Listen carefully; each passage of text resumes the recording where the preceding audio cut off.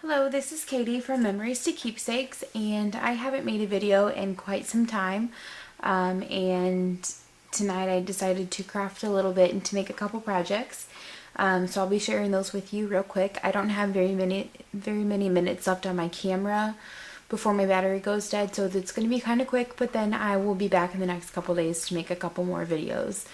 The first is just this picture frame that I made. It is using the Graphic 45 Steampunk Debutante paper. The actual picture frame was $1 at Michael's. There's just an unfinished wood picture frame, and I'll explain what I did. First, I painted it. I used the folk art paint. It was a blue and a lime green. I have talked about it before in a video of one of the balsa boxes that I altered, so if you want to know the colors for that, I'll put them in the link below, but I also talk about it in a different one. So I'll show you what I did here. I used the caged bird dye, that's the Tim Holtz, to create the skirt on the dress form, and then I used the dress form dye by Tim Holtz. On the caged bird one, I did the rustic look by taking some distress embossing ink, inking the grunge board, putting on the vintage photo. I put on the vintage photo distress embossing powder from Tim Holtz, and then I went over it with the went over it with my finger to rub off a couple spots, and then go over it with the vintage photo distress ink. That's just a tip that I found in the one of the Tim Holtz books. And then I went ahead and I put sticky back canvas over some cardstock to create the dress form, and then I inked the edges with walnut stain. I cut out some grunge board wings. It is a textured grunge board, so it looks a little different, but then I went over it with walnut stain around the edges, and then black soot over the embossing parts. Tied some black tulle around her waist, and then I cut out an image from the steampunk paper and made her head. I put a little bit of pearls and lace on at the bottom just to cover up the holes that are there, and then I glued it to make it kind of flexible. And then down here in the bottom, I put some gears from both the Seven Gypsies gear pack and the Tim Holtz gear pack. I took one of the Recollections flowers. It was plain white and had some script on it. I sprayed it with some red glimmer mist, and then I just put a couple other orange and green flowers on there. And then I put one of the word philosophy tags from Tim Holtz, and it says artful. I just made this for a friend, and just wanted to show you real quick what I had made. And then the second thing I made, I'm very excited to talk about. I have been anxiously waiting to get the Magic of Oz graphic 45 paper.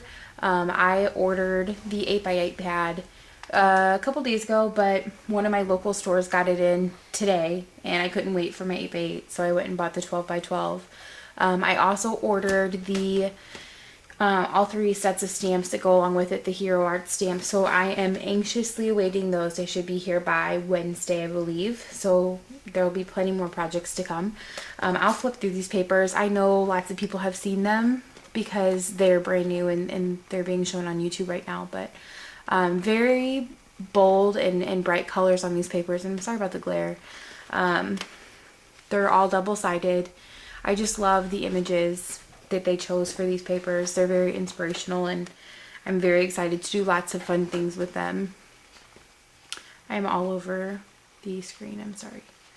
There's this one that look like little cards, the red poppies, just some words, stamps, Emerald City, like vintage newsprint. This is one of my favorites. And then these squares, I think I'll be using these a lot. I bought an extra sheet of those on top of having another album coming. Another package coming. And then the Wicked Witch, all purple and stuff. And like I said, they're all double-sided. They're beautiful. If you haven't seen them in person yet, they're amazing. So I just created a balsa box. I do these a lot. They don't take me very long to make them, so I like to do them quickly. I did use the square paper one right here for my box. I created this box for my mom. I think she's going to use it like as a little ring holder, jewelry box. So I'll just show you just real quick because I'm almost out of battery. This is the front. I had to cut off part of the tin man and part of the line to fit on this box, but that's okay. I think it turned out okay. On the back, I just left it plain. I just put some black sequins along the edge. On this side, I took one of the Tim Holtz fragments and I glued, using glossy accents, the Wicked Witch. I used a Journey Muse token and a couple Recollections flowers and some Satan pearls by Prima. On the front, I just use this black, or not black, excuse me, this orange pearl trim that I have, and then some Satan pearls, another Recollections flower, and then I just punched an image from the paper and put glossy accents over it to make it glossy. And then my elastic closure, I buy that ribbon from Hobby Lobby. The inside's painted just red. I used, what did I use? Americana paint for this in Santa red and gray. I don't have my gray one out here. But I wanted to get kind of the red that was in the hat and in her bow, and it's not a very bright red, so I mixed the red and the gray together. And then on this side, I used a couple Recollections flowers, a big blue one, orange and yellow, and then I got this little, looks like a little bingo token, but it has a house on it, and I thought that went well because Dorothy's "There's No Place Like Home" saying. So I love how it turned out. I think it's super adorable. Oh, I did edge everything with Tim Holtz Vintage Photo Distress ink. It seems to be one of my favorites. But I hope you guys like this, and I will be back again soon to show you a couple more projects. And I'm very glad to be back on YouTube. It's been a long time. I've been working tons, and I can talk about that in another video. But thank you all for watching. Bye.